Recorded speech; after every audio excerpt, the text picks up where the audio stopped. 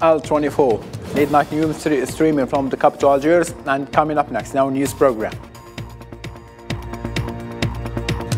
President of the Republic, Mr. Abdelmajid Tebboune, chaired the meeting of High Security Council to examine the country's general situation.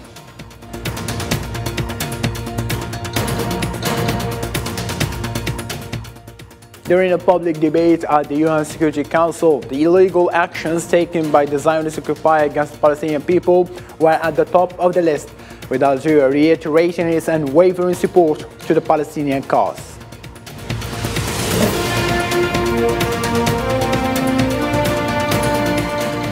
According to the federal prosecutor in charge of the Moroccan Gate investigation, former Italian member of European Parliament Pier Antonio Banzari cooperated with Belgian investigators in exchange for a lighter sentence.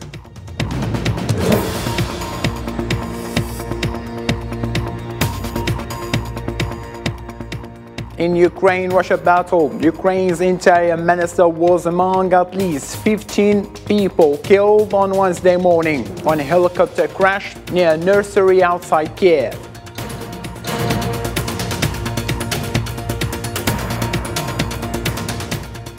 Hello again and welcome. First from Algeria, President of the Republic, Mr. Abdelmajid Tebboune, chaired a meeting on Wednesday in Algiers, meeting of High Security Council to examine the country's general situation, the Presidency of the Republic said in a statement.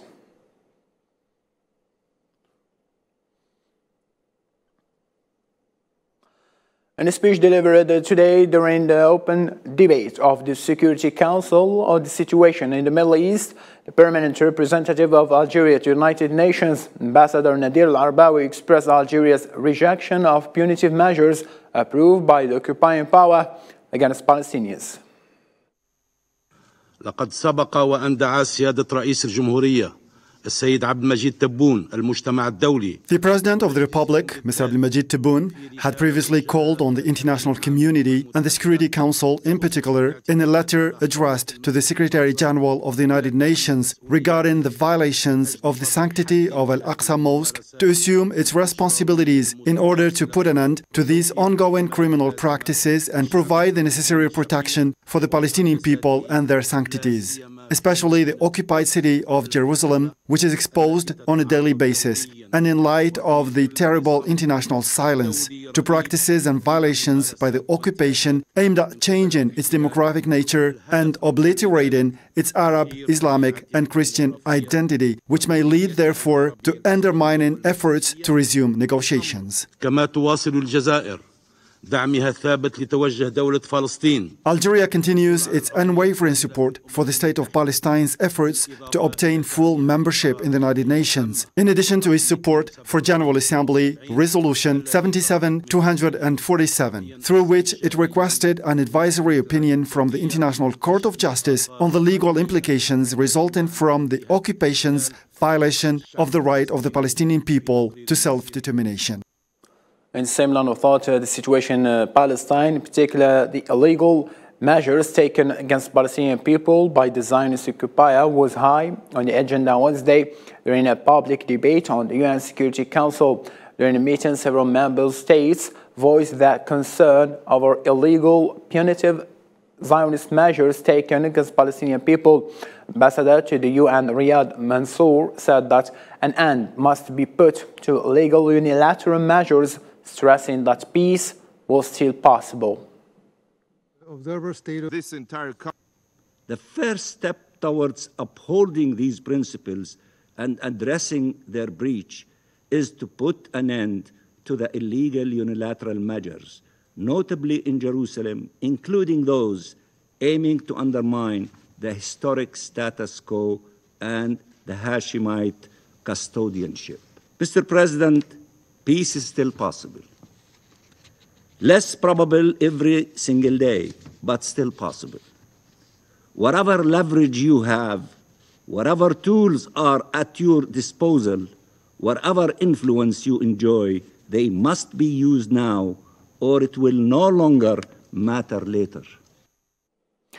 The representative of the European Union for Palestinian Territories and foreign diplomats visit the esplanade of Al-Mosque in Al-Quds. The director of Al-Waqf, which ministers Muslims' holy sites in the old city, said he visits a great sign of support.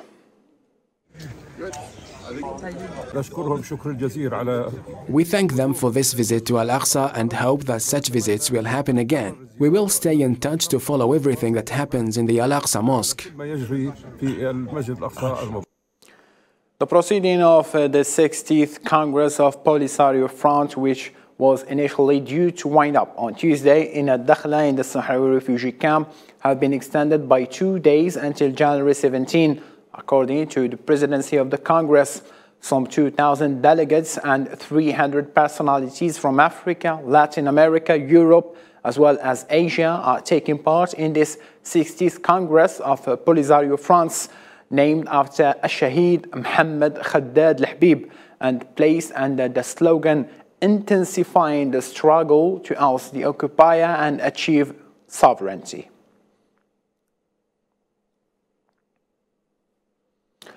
Belgium's federal prosecutor in charge of the investigation into Moroccan Gate scandal said on Tuesday that former Italian member of the European Parliament, Pier Antonio Panzeri, agreed to work with Belgian authorities over a case for influence corruption scandal in exchange for a reduced sentence. Mohammed Kato. The Belgian federal prosecutor said in a statement that Panzeri signed a repentance agreement where he commits to make substantial, revealing, truthful and complete statements about parties involved and crimes committed in relation with the case, including the Makhzen officials who promised him a €50,000 graft in return for his cooperation. Par cet accord, under this agreement, Mr. Panzeri commits to a certain number of things, notably information regarding the possible corruptors or the corrupt people, information about the financial trails, information about what advantages were gained, a whole set of information which will allow the investigation to move forward, and he will receive in exchange a punishment which will be real but which will be lighter than it normally would be. The Italian MP will notably inform investigators about how the operations were conducted, the financial arrangements with other involved countries, the financial structures that were set up, including their stakeholders and benefits, the involvement of known and unknown people within the investigation, including the identity of the individuals who were bribed. Antonio Panzeri, along with 3 others, are currently in Belgian custody, facing heavy charges of corruption, money laundering in relation to bribes paid by Morocco. la peine normale. The normal sentence is a relatively long prison sentence. Under this agreement, if all the clauses are respected, the agreement includes a 1-year prison sentence with a 4-year suspended sentence, a fine and the confiscation of all the material gains, which we estimate at about €1 million currently, but that could go up or down depending on the investigation. The Moroccan Gate scandal shows to the world, once again, that the Makhzen regime never hesitates to use all the dirty means to influence Europe to achieve its goals, without taking into consideration the sovereignty of states and their institutions. Turkish President Recep Tayyip Erdogan indicated in a speech on Wednesday that parliamentary and presidential elections could be held on May 14, a month earlier than highlighted. The announcement perhaps sets the most consequential votes in the century-long history of the Republic. Our nation will say enough to these coup appreciators, these colonialism enthusiasts, this ambitious but incompetent table of 6 who are challenging us on the same day after 73 years, one more time. Opening the Russia-Ukraine conflict, a helicopter carrying Ukraine's interior minister and other government officials crashed Wednesday in a residential area near the capital of Kiev, killing him and about a dozen other people, including a child, on the ground. Nabil Khazini. This is the bewildering moment following the devastating news. And this is the aftermath of a helicopter carrying Ukraine's interior minister and other government officials who were killed after the helicopter crashed into a nursery and a residential building in the outskirts of Kiev. The authorities say the cause is not yet clear. I'm not ready to give. We need to investigate what really happens, but right now it doesn't have information. It is a blow for Ukraine to lose such a prominent figure in such a difficult time of war. Denis Monastyrsky was the most senior Ukrainian official to die since the war began last year. He was a close figure to President Zelensky, who served as his longest-serving political advisors. And there in St. Petersburg, the Russian president makes a visit to an air defense systems factory. From his hometown, he assures that Russia will end up victorious. All this creates a basis for our effective development and for winning. Winning is guaranteed. I have no doubt about that. As Ukraine says it needs more heavy weaponry, Germany made clear that it won't allow allies to ship German-made tanks to Ukraine or send its own systems unless the United States agrees to send its own tanks. Vladimir Putin assured Wednesday that he had no doubt about a victory for Russia in its offensive in Ukraine. Almost a year after his task, and despite several major military setbacks, Russian president's statements came during a trip to an arms factory in St. Petersburg. Putin reiterated that Russia was facing a new Nazi regime in Ukraine and affirmed that it would continue to help the inhabitants of the Donbas region.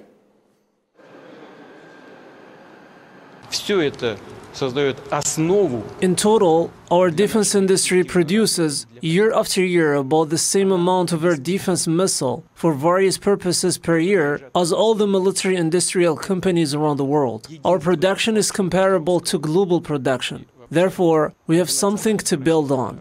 And all of this can only inspire confidence that the victory will be ours. I have just met veterans and told them about it. I want to emphasize that we are absolutely right to say that we are fighting neo-Nazis. The head of the Russian diplomacy, Sergei Lavrov, compared the actions of Western countries against his country to the final solution of Nazi regime to exterminate the Jews, remarks reflecting theses currently commonly evoked in Moscow. Sergei Lavrov also reaffirmed that Moscow was ready to study any serious proposal for negotiations coming from the West to settle the conflict in Ukraine.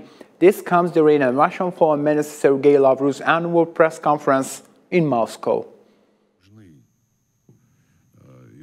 The United States and its allies are waging a war against our country through Ukraine, so to speak, by proxy, with the same objective, namely the final solution of the Russian question. Just like Hitler wanted a final solution to the Jewish question. Today, if you read Western politicians, not only from Poland and the Baltic states, but also from much more serious people, they say in no uncertain terms that Russia must suffer a strategic defeat. And in his annual press conference, also Russian Foreign Minister Sergei Lavrov said that the relationships with the Arab world are getting better.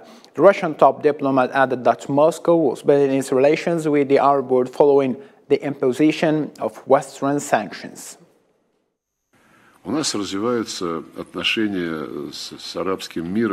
Our relations with Arab world are on the up.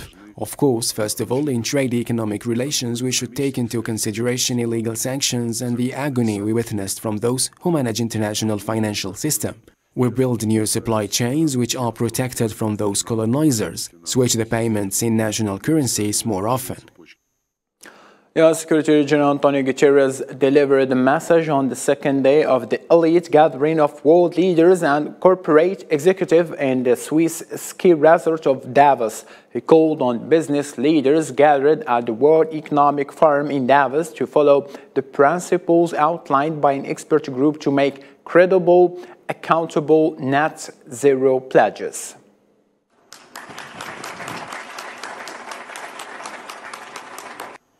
Greenhouse gas emissions are at record levels and growing. The commitment to limit global temperature rise to 1.5 degrees is nearly going up in smoke. Without further action, we are headed to a 2.8 degree increase. During a 2.5-hour meeting in Zurich on Wednesday, U.S. Treasury Secretary Janet Yellen agreed with the Chinese Vice Premier Liu He to enhance communication about macroeconomic and financial issues. This meeting is the highest-ranking contact between the two countries since the presidents in November agreed to look for ways to ease strained relations.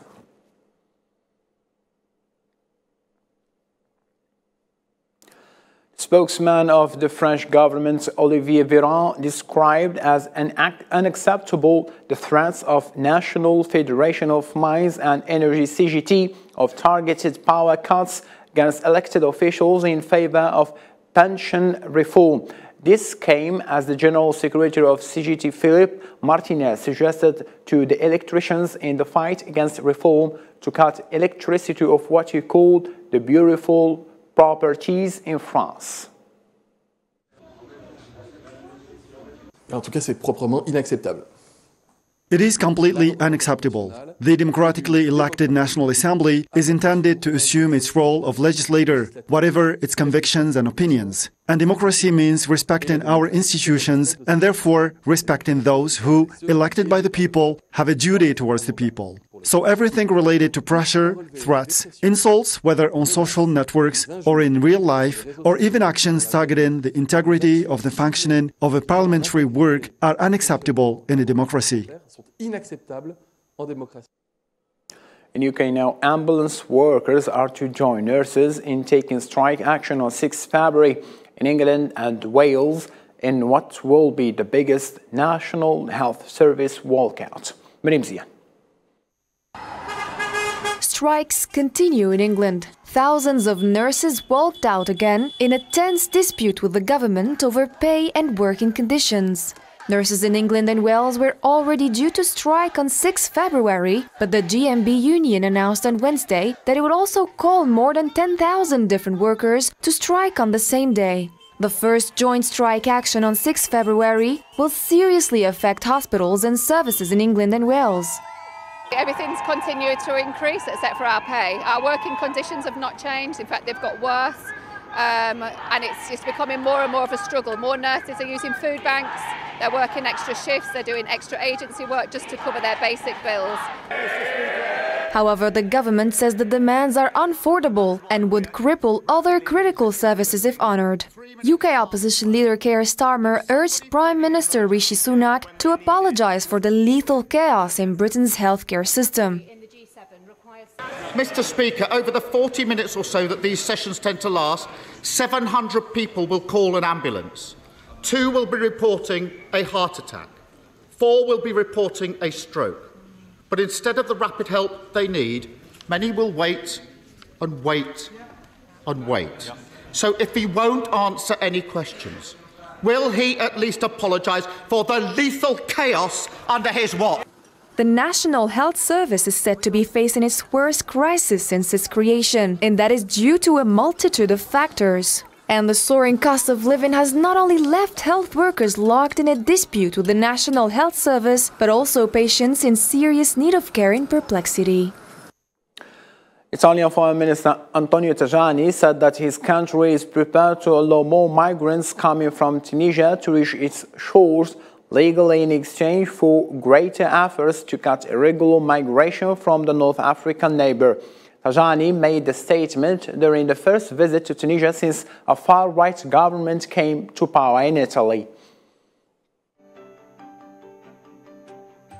La Tunisie comme l'Italie sont 2 pays.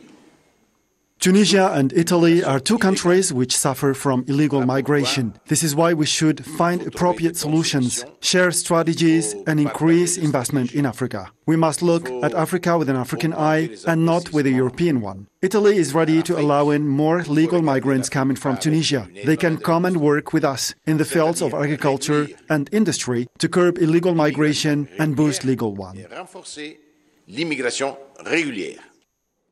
Senior delegations held talks with Taliban-led administration to discuss women's education and works in Kabul, following Taliban's decision to ban women from working in NGOs and attending universities. The delegation included Deputy Secretary General and Executive Secretary of the UN Women.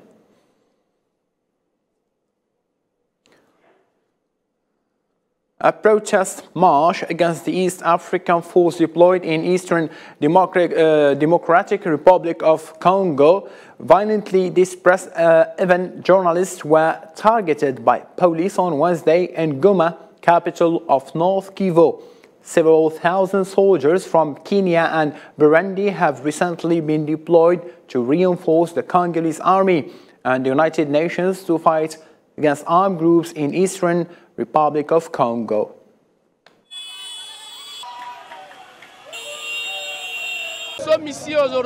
We are here today since we want to submit our memorandum to the governor of the province to tell him that the population is tired of seeing this useless force of the AAC being transformed into an observation force. How are we going to be slaughtered and killed when they came to fight the M23 terrorists? And now for more international news, let's follow this roundup by Hussein Brakan. Canadian Defense Minister Anita Anand visited Kyiv to meet Ukrainian officials on Wednesday and announced the supply of 200 Senator armored personnel carriers to Ukraine as part of a new package of military assistance. The Canadian Defense Ministry said in a statement ahead of the news conference, Ukraine had specifically requested these vehicles. Defense leaders from around 50 countries and North Atlantic Treaty Organization will hold talks at Germany's Ramstein air base on Friday, the latest in a series of meetings since Russian forces swept into Ukraine nearly 11 months ago. European Commission President Ursula von der Leyen said on Tuesday she backed listing Iran's Revolutionary Guard as a terrorist organization. Ties between the EU member states and Tehran have deteriorated in recent months as efforts to revive nuclear talks have stalled. Tehran has detained several European nationals, and the bloc has become increasingly critical of a continuing violent crackdown on protesters, including executions. Belarusian Defense Ministry released on Wednesday footage of joint Russian-Belarusian Air Force drills. Earlier, Belarus said the Air Force drills were defensive in nature to prepare for the possible combat missions. But the move comes as concerns grow that Moscow is pushing Minsk to join the war in Ukraine. The exercises, which will last until February 1st, are to involve training for aerial reconnaissance, reflecting airstrikes, air cover of important objects, and communications.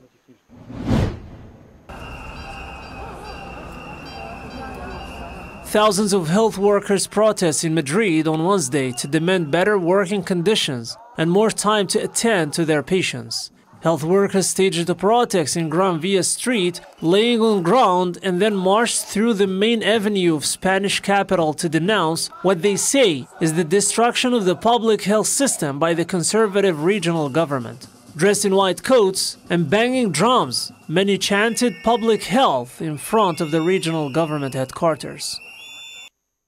Microsoft is to lay off 10,000 employees as it braces for slower revenue growth, becoming the latest company to reduce staff because of growing economic uncertainty. Microsoft CEO said that the cut represents less than 5% of the company's total workforce, and the reduction will be complete by the end of its fiscal third quarter this year, which ends in March. Now to African Cup of Nations, the Democratic Republic of the Congo and Côte d'Ivoire teams parted ways on the result of a goalless tie in a meeting that was hosted by the Stadium of May 1956 in Annaba for the second round in Group B. The result that does not serve the two teams looking for a first win to revive their chances of advancing into the quarter-final. On the second game, the Ugandan national team defeated the Teranga Lions of Senegal in the other game of the same Group B. The confrontation that took place at the May 1956 Stadium in Annaba ended with 1 goal in favor of Uganda scored by player Milton Carissa in the 33rd minute.